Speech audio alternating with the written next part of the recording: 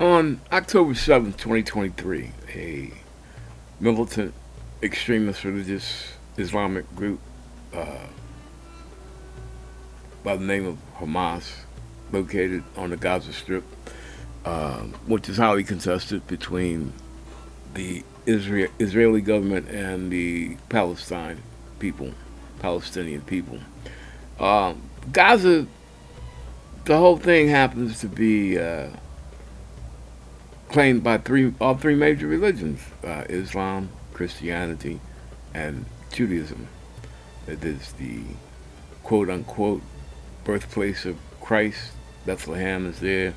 It has biblical significance, and it has been a really source of contention ever since, let's say, 1949, when the independent state of Israel became autonomous reality, basically based on religion.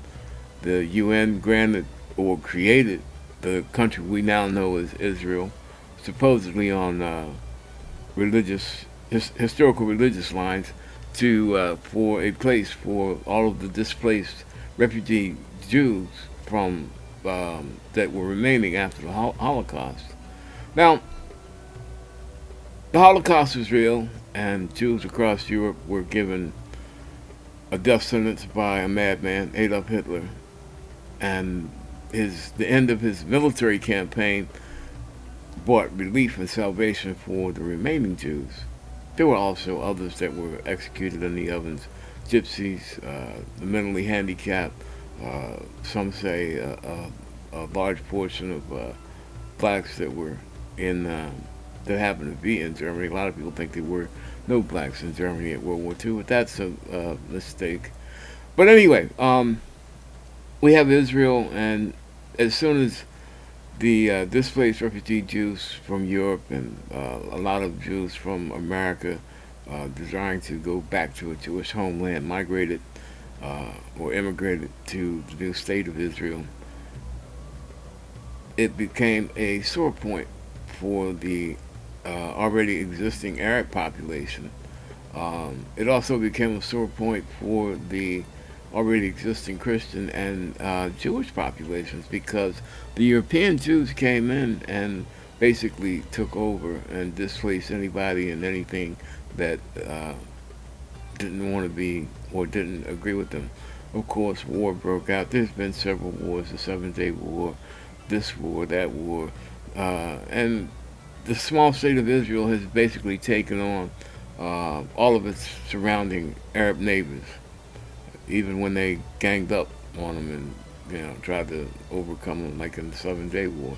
But Israel has prevailed. Now, it's not that Israel hasn't gotten a lot of help. Israel gets a lot of military aid from the United States. Uh, the Iron Dome thing, they get aid from Britain. But Israel, in the since 1949, has, depending on what political party was in power, and currently you have Benjamin Netanyahu, who is ultra conservative right wing. He is the MAGA version of, I guess, Judaism. But it's been back and forth, and neither side has been actually innocent or behaved according to the established rules of war when it comes to the treatment of civilians and limiting uh, collateral damage, which means limiting the number, planning operations that basically take out military objectives and limit the number of civilian casualties. Neither side has been adhering to that. So now we have this Hamas attack, which was deadly, which was barbaric, which was atrocious, which deserves, somebody has to be held accountable for. Somebody has to answer for that. But see, the thing is, Hamas is not all Palestinians are not members of Hamas. Hamas is a radical militia, military, bred from ISIS. It's all about, back to, ancient Islamic law and all of that, beheadings, that type thing. And the Palestinians, to a certain extent, they are not with it. But Hamas is the power. They, establish their reign through terror on their own people, terror on their own Palestinians, overcoming and overpowering and being suppressing their own people first, and then hiding amongst their people, their own people, men, women, and children, Palestinians that are non-militia orientated or associated. The actions keep going back and forth, and yes, soldiers on both sides die, men and women in uniform on both sides die. But the majority of the casualties are collateral damage on both sides.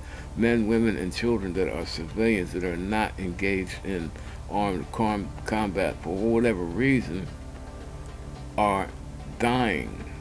People that don't even believe in this war are dying. There's people that had there's Israelis that had relatives kidnapped during the raid on the 7th of October, and they're blaming Netanyahu, saying that his heavy-handed actions and reactions concerning previous conflicts between Hamas on the Gaza Strip and Israeli Defense Force caused this. He takes every conflict, he takes every interaction between Israel and Hamas as a charter to commit genocide. He's not covering. He's really coming out of the closet on the fact that he just wants to commit genocide, much the way that Adolf Hitler committed genocide on his ancestors during World War II, and he thinks it's all right because they are Jews, quote unquote, God's chosen people. Now, how does this twist up the whole world, and especially the United States? Well, it's because everybody's taking a side. It's the Arab nations, the Muslim nations across Africa, Sub-Sahara, they are on, almost to a person, they are on the side of the Palestinians. Notice I said the Palestinians, not Hamas. Hamas garners mixed feelings throughout the Arab countries. It's like, if they're here and we can't get rid of them, then we Hamas because we want to live. But if we don't have to tolerate them, if we're in a position where we don't have to feed into their BS, they just, those people.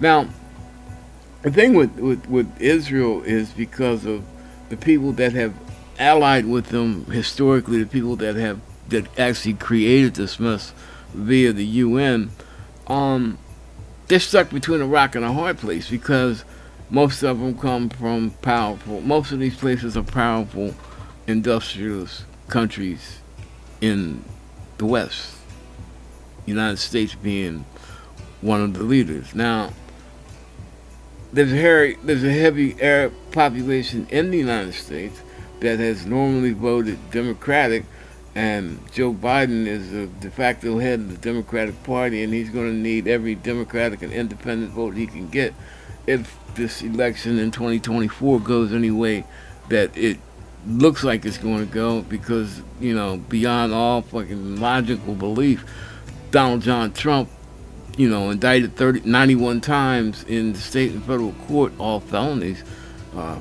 could be actually facing the rest of his life in jail. And it seems that if he does go, he's going to go as a broke man. Well, maybe not broke by people in the middle standards, but by his standards, supposedly being a billionaire. Now, he'll be lucky if he put all felonies, could be actually facing the rest of his life in jail. And it seems that if he does go, he's going to go as a broke man. Well, maybe not broke by people in the middle standards, but by his standards, supposedly being a billionaire. Now, he'll be lucky if he has a few million left after Judge Engelron gets through with him in the fraud case brought by Letitia James, the Attorney General of the state of New York. Trump is up against the wall, but it further complicates the whole situation with Israel, if you can believe it, with Trump not even being the president. With Joe Biden declaring, I guess, unrestricted aid to Israel for whatever reason Joe deems necessary, whether it's his staunch refusal to let go of Catholicism or put Catholicism in its place when it comes to running the country, or the Democratic following right behind Joe Biden, or the evangelical influence on the right, people thinking that because the Bible says what it says about the end times prophecy and protecting Israel, protect Israel at all costs, they're ready to, launch the United States into a war on the side of Israel to help them commit genocide on the people of Palestine. And the thing is, if you go after Hamas in Palestine because they have interwoven themselves into the social fabric, the residential fabric of Gaza, there's no such thing as a surgical strike. If you go in, there are going to be Palestinians killed, and it's really hard to understand that a lot of these Palestinians don't want to have anything to do with it. They're not anti-Israel and they're not pro-Hamas. They just want to live. But if you continue to attack them and bomb refugee centers and somehow hospitals blow up by accident, it could be the Hamas screwed up, or it could be Israel pulled off sneaky. There's arguments going both ways. But the people of Palestine, they are not going. If they see that the military forces of Israel are going to attack without any regard for them being civilians, without trying to give them at least a modicum of safety and a modicum of reprieve because they're not picking up arms, they're gonna join Hamas, because the Israelis will be doing everything, fulfilling every piece of propaganda that Hamas has ever put out about them being ruthless and merciless soldiers of Satan. Now, back in the United States, well, because we have Palestinians, we have a large contingency of Muslims, we have a large contingency of Christians that just want peace. They're tired of these never-ending wars. They don't see any reason to get involved in it, whether it has something to do with biblical fulfillment or not. Most people, a lot of religious people, believe that if it's going to be fulfilled, it's going to be fulfilled. We don't have to send Americans to die because you want to see the end of times fulfilled. What sense does that make? But there's a battle raging because we have the far-right Republican caucus. Of course, they are, because of their evangelical ties, because of the support of white evangelical Christians. They are all then support Israel to the end. Let's go, rah, rah, rah, Israel over Ukraine. But see, now, these same Republicans, they support Putin's efforts to kick the shit out of Ukraine, and Ukraine never really did anything military to Russia until Russia attacked them, or when they defended themselves when Russia was pulling their little stunts along the border. But here we are, they want to go full-fledged into the Gaza-Israel thing. They want to blow it up into a full war, and both sides are guilty of atrocities against each other. But the thing we're missing is, how can you be pro-Putin for Russia against Ukraine, but be pro-Israel when Putin wants to see Israel blown off the face of the map? He is pro-Hamas. Strange bedfellows, maybe. Now, also, we got this problem with we just settled the problem with Congress, and now we got probably the most radical Speaker of the House that we've ever had, and of course he's an evangelical Christian, so he's going to be pro-Israel. The president appears to be pro-Israel, even though occasionally he does say something about, like, yo, Benjamin, you got to stop. You got to stop trying to kill everybody in Palestine. Just try to stick to Hamas and keep the collateral damage to a minimum. In the meantime, he's supplying weapons to a country that their Air Force goes and bombs refugee camps for target practice. What sense? Hamas is going to hide among the Palestinian people because that is a terrorist tactic. Israel has a right to defend itself, but they don't have the right to commit genocide against a country of people that, I'm not going to say innocent because nobody's really innocent on either side, but people that are not picking up arms, people that are not openly supporting the terrorists that are wreaking havoc in your country. Why should they become targets? Why should they become? That makes, you're no better than, the IDF is behaving in a manner that is no better than Hamas. Now, United States has got a presidential election coming up next year. 66% of the people, irregardless of religion, irregardless of political affiliation, irregardless of sex, whatever, just 66% of the people in a democracy in this country are saying, we want a ceasefire. We don't want to go to war with these people. We don't, for whatever reason, we just want a ceasefire. If you can't negotiate a ceasefire, it's basically let what's going to happen, but we don't want to be in it. But of course, our government, our elected leaders, they always, whether on both sides, they always feel like they know better than the people, or the people's opinion doesn't really matter. I mean, we always get the same lecture about Middle Eastern security, and we have to stand behind Israel because Israel is our ally. Israel has been caught spying on the United States. Israel has been caught doing things openly that are anti the interests of, America. Israel is an ally in the sense that we love you as long as you give us the shit that we want. Israel, the attitude of the current regime, administration, however you want to look at, they have been bigoted. They treat Africans with disdain. They look at every Palestinian as a terrorist. The occupied territories, they encircle them with barbed wire and checkpoints, much in the same way that the Nazis made the original Jewish ghettos prior to World War II and shipping them off to ovens at Auschwitz and Buchenwald. They have become, or they are doing, the same things that the people, the rest of the world, or I guess what we call the civilized world during the Greatest Generation, delivered them from at the hands of Adolf Hitler. But back to the United States, this battle is raging back and forth, and there's really no clear lines cut in either party, because the Democrat Party, being the bigger tent, having more Arab members, they are now saying that, like it used to be 70s, like in most Arab communities, it used to be like 70% support pro-Democrat, but now it's dwindling down to like 15%. Even in the Jewish community is split, because they're not pro